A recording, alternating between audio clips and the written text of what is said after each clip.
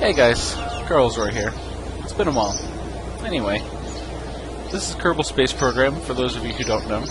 I've been playing with this game for a while, though I don't think I've made any videos about it, ever. I think I've been playing it since like version 12 something, or 13 something. I can't remember what the version number was. It was back when it cost $15. Anyway, I'm excited about the latest version that's been out for the past couple days. Because it added some parts that allow you to build rovers, like actual wheels instead of using landing gears as wheels. So these actually have a little bit of suspension to them and everything.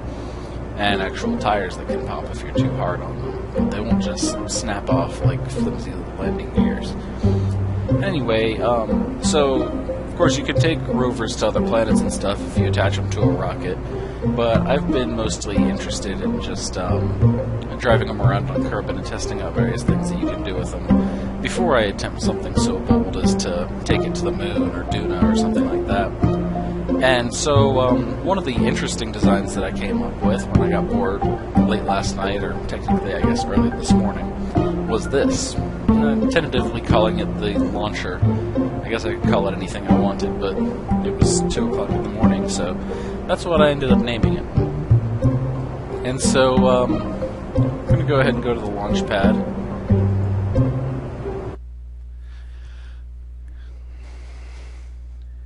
Alrighty. And for those of you who are unfamiliar with the new launchers and with the new rovers in this game, sorry, I can't talk at all today. They're controlled just with W, S, A, and D. S is reverse. W is forward, A and D, of course, turn left and right.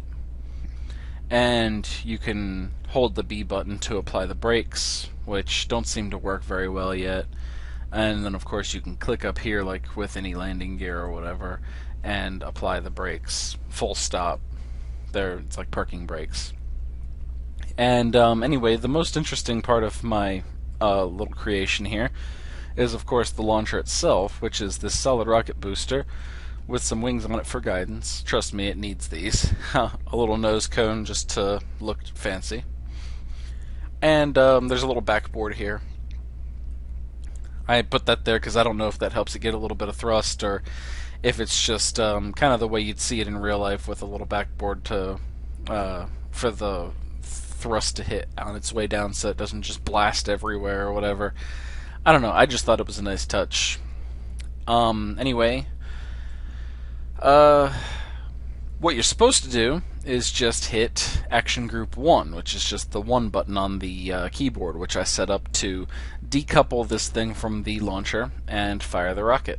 And so that's how that works. And it landed pretty far away. The end of the runway is all the way down there. And so that was pretty cool.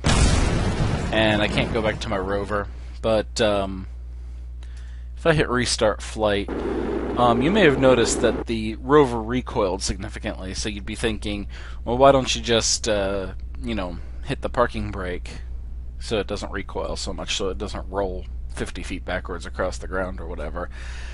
And that would be because this happens. Good thing he lived. And see, it lands all the way over there. That's pretty awesome. One more quick thing. Restart flight. I tried to set up Action Group 2 and these little lander legs so that I could hit that first, and maybe that would stabilize me.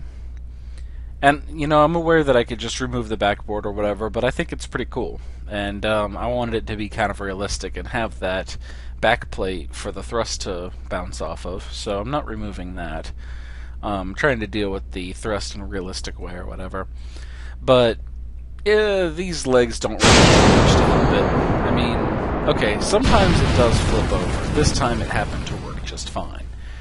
But usually those legs it helps it just tip over in a much slower and more drawn out fashion, but it still sucks. So anyway, we're going to end this flight.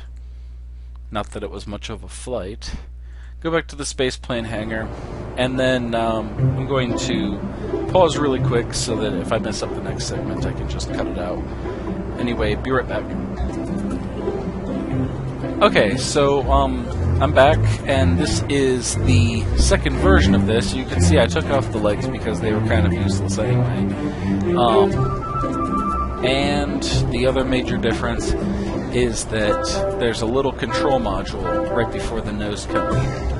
And the reason for that... Oh, and there's control surfaces here, here, and here. The reason for that is that...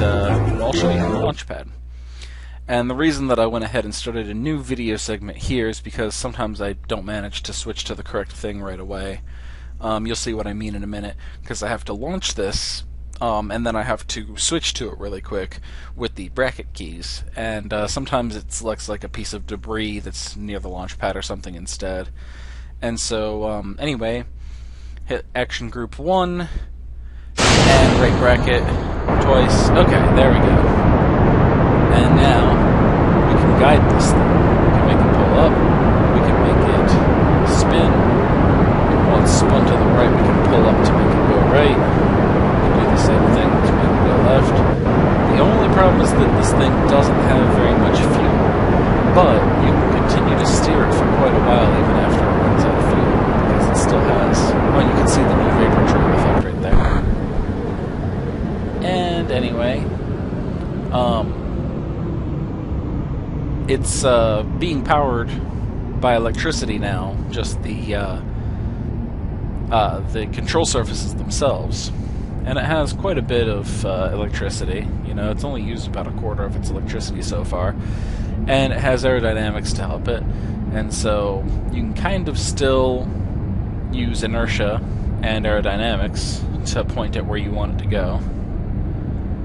And it has some basic SAS to it, so you can set the SAS and try to allow it to adjust itself for you.